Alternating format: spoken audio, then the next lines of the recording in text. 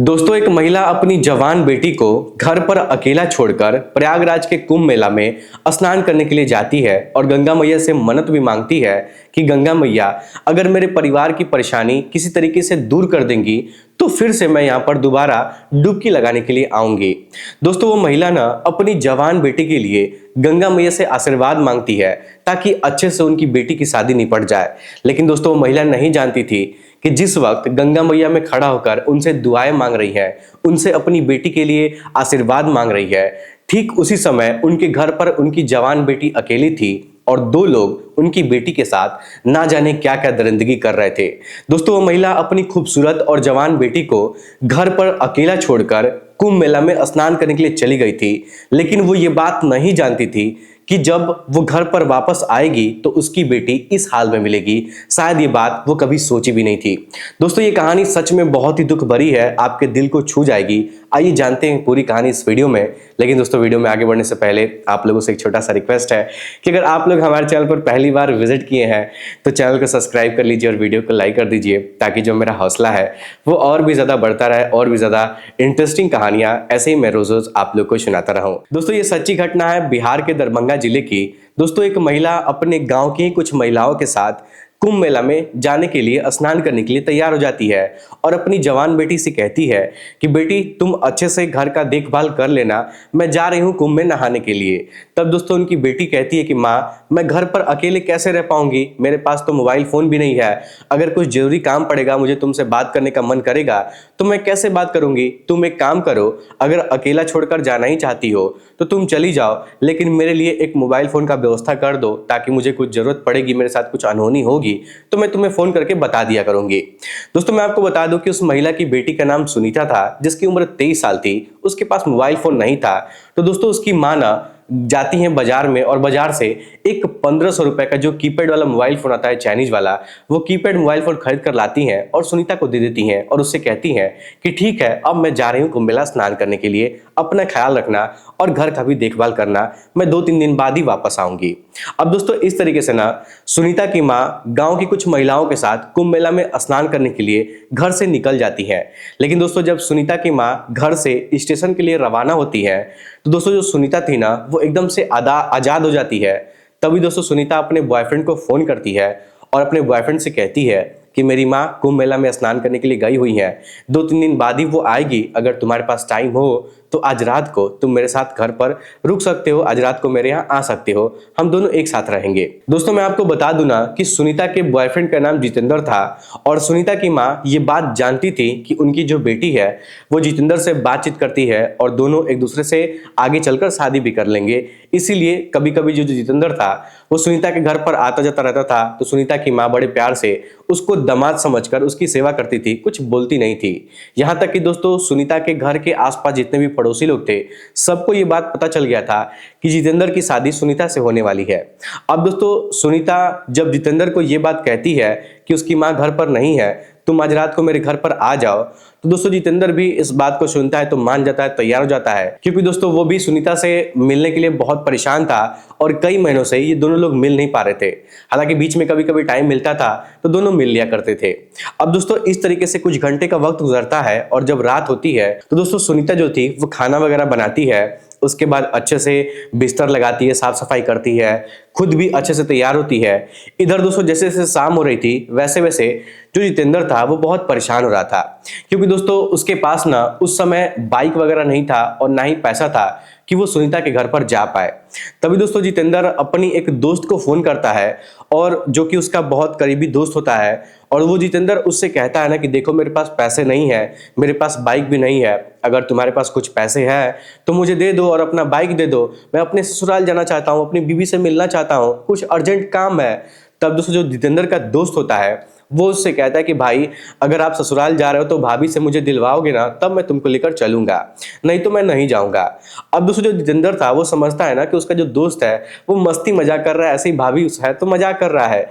तो जितेंद्र हाँ कर देता है और कहता है कि ठीक है भाई, चल मैं तुझे दिलवा दूंगा। अब दोस्तों, जो जितेंद्र का दोस्त था ना उसका नाम धनंजय था और जो धनंजय था उसकी उम्र 35 साल के आसपास होती है और धनंजय शरीर से बहुत हट्टा कट्टा था, पहलवान था। अब दोस्तों धनंजय अपना खर्चा करके पैसा जितेंद्र को उसके ससुराल लेकर चला जाता है और जब वहां पर दोनों लोग पहुंच जाते हैं तो सुनीता जब जितेंद्र को देखती है तो देखकर बहुत ज्यादा खुश हो जाती है। लेकिन जब जितेंद्र के पीछे से उसका दोस्त घर के अंदर आता है तो सुनीता जब उसके दोस्त को वहां पर देखती है तो देखकर बहुत ज्यादा दुखी हो जाती है और जितेंद्र से पूछने लगती है कि जितेंद्र तुम इसको अपने साथ में क्यों लेकर आए हो, मैं तो तुमको अकेले बुलाई थी। तब दोस्तों जितेंद्र कहता है कि अरे कोई बात नहीं है, ये मेरा बहुत जिगरी दोस्त है, ये कुछ नहीं करेगा, किसी को नहीं बताएगा, इसके रहने से कोई प्रॉब्लम नहीं है। तब दोस्तों सुनीता कहती है ना कि नहीं नहीं तुम अभी यहाँ से चले जाओ, मैं सिर्फ तुमको यहाँ पर बुलाई थी और तुम तो अपने दोस्त को भी यहाँ पर लेकर आ गए हो, तुम अभी कभी इसको यहाँ से भेज दो नहीं तो बहुत दिक्कत हो जाएगी, मुझे बहुत डर लग रहा है। तब दोस्तों जितेंद्र कहता है ना कि देखो रात काफी ज्यादा हो गई है, अभी ये कैसे चला जाएगा, ठंडी का मौसम है, सुबह चला जाएगा। तब दोस्तों सुनीता कहती है कि नहीं नहीं तुम दोनों ही यहाँ से चले जाओ, मुझे बहुत डर लग रहा है, अभी कोई आ जाएगा तो बहुत प्रॉब्लम हो जाएगी। अब दोस्तों सुनीता जब बहुत डरने लगती है ना तो उसका जो बॉयफ्रेंड था जिसका नाम जितेंद्र था वो उसको शांत करवाता है, फिर उसको कमरे के अंदर लेकर जाता है। तो सुनीता उससे कहती है ना कि तुम उसको साथ में क्यों लेकर आए थे, मैं सिर्फ तुमको बुलाई थी, तुम अपने दोस्त को लेकर क्यों आ गए हो। तब दोस्तों जितेंद्र उससे कहता है कि देखो वो मेरा भरोसामंद दोस्त है, जिगरी यार है, जैसे मैं हूं वैसे वो है, तुम उससे डरो मत, मेरे पास गाड़ी नहीं था इसीलिए मैं उसको लेकर आ गया हूं क्योंकि उसके पास बाइक मौजूद था। अब दोस्तों इस तरीके से ना जो उसका बॉयफ्रेंड था जितेंद्र वो काफी देर तक सुनीता को मनाता है, समझाता है और फिर उसी के कमरे में लिपट कर उससे सो जाता है। और जब 1-2 घंटे का वक्त गुजरता है तो उनके बगल में जितेंद्र भी सो जाता है। अब दोस्तों जब रात होती है ना तो रात को जितेंद्र सुनीता के साथ शारीरिक संबंध बनाने लगता है। तभी दोस्तों जो जितेंद्र का दोस्त होता है जिसका नाम धनंजय होता है दोस्तों वो भी ना नग्न अवस्था में सुनीता के बगल में जाकर सो जाता है और फिर दोनों लोग मिलकर सुनीता के साथ जबरदस्ती शारीरिक संबंध बनाने लगते हैं। लेकिन दोस्तों उस समय ना सुनीता काफी जोर जोर से चिल्लाने लगती है, उसको डर लगने लगता है क्योंकि दोस्तों वहां पर जो भी कुछ हो रहा था ना वो सब कुछ सुनीता के मर्जी के खिलाफ हो रहा था, उसकी मर्जी से नहीं हो रहा था, उसके साथ जबरदस्ती वो सब किया जा रहा था। अब दोस्तों जितेंद्र का दोस्त सुनीता के दोनों पैरों को बांध देता है, उसके मुंह को भी बांधता है, उसके दोनों हाथों को बांधता है और जब तक जी करता है इन दोनों का ये दोनों लोग तब तक उसके साथ मिलकर लगातार शारीरिक संबंध बनाते रहते हैं। तभी दोस्तों अचानक से सुनीता बेहोश हो जाती है तो ये लोग सोचते हैं कि उसकी मौत हो गई है, वो मर चुकी है। तो दोस्तों तुरंत ये लोग उसको वहीं पर छोड़ते हैं और निकलते हैं, अपने अपने घर चले जाते हैं और घर जाकर चैन की नींद में सो जाते हैं। तभी दोस्तों जब सुबह होता है ना तो सुनीता की मामी अचानक से उसके घर पर आ जाती हैं और जब सुनीता की मामी उसको इस हालत में देखती है ना तो उनके पैरों तले जमीन खिसक जाती है। दोस्तों उसकी मामी जो थी ना वो फूट फूट कर रोने लगती है। तभी दोस्तों अचानक से सुनीता जो थी वो बेहोशी की हालत में सोई हुई थी, जब बेहोशी से बाहर निकलती है और जब उसकी आंख खुलती है और जब सुनीता अपनी मामी को अपनी आंखों के सामने देखती है ना तो दोस्तों उनको गले से लगाकर वो भी जो सुनीता थी वो फूट फूट कर रोने लगती है और उसकी मामी भी फूट फूट कर रोने लगती है। तभी दोस्तों सुनीता की मामी और सुनीता के मामा जी वो दोनों लोग आए हुए थे, ये दोनों लोग मिलकर सुनीता को कपड़ा वपड़ा पहनाते हैं और फिर उसी हालत में पुलिस स्टेशन पर लेकर जाते हैं और जितेंद्र के खिलाफ और जितेंद्र के दोस्त के खिलाफ जो धर्मेंद्र था उसके ऊपर एफआईआर दर्ज करवाई जाती है। अब दोस्तों मैं आपको बता दूं ना कि जितेंद्र और उसका जो दोस्त था ये दोनों लोग पूरी रात जगे हुए थे, उसके साथ मौज मस्ती किए थे और जब ये दोनों लोग घर पर गए हुए थे तो चैन की नींद में सो गए थे क्योंकि इन दोनों लोग को ऐसा लग रहा था ना कि इस घटना के बारे में किसी को पता नहीं चलेगा और ये लोग ये सोच रहे थे कि जो सुनीता है वो मर चुकी है, वो किसी को बता तो पाएगी नहीं। लेकिन दोस्तों जब पुलिस वालों को इस घटना के बारे में जानकारी होती है तो दोस्तों पुलिस वाले उन दोनों के घर पर पहुंच जाते हैं और जब छापेमारी करते हैं तो दोनों लोग चैन की नींद में सोए हुए थे और सोए हुए हालत में इनको गिरफ्तार कर लिया जाता है। उसके बाद पुलिस वाले दोनों की पिटाई करते हैं और जब जितेंद्र से पूछा जाता है कि तुम ऐसा क्यों किए हो, ये तो तुम्हारी पत्नी थी, तुमसे शादी होने वाली थी, तुम इससे प्यार करते थे, फिर तुम इसके साथ ऐसा क्यों किए हो, अपने दोस्त को उसके साथ क्यों सोने के लिए बोले हो।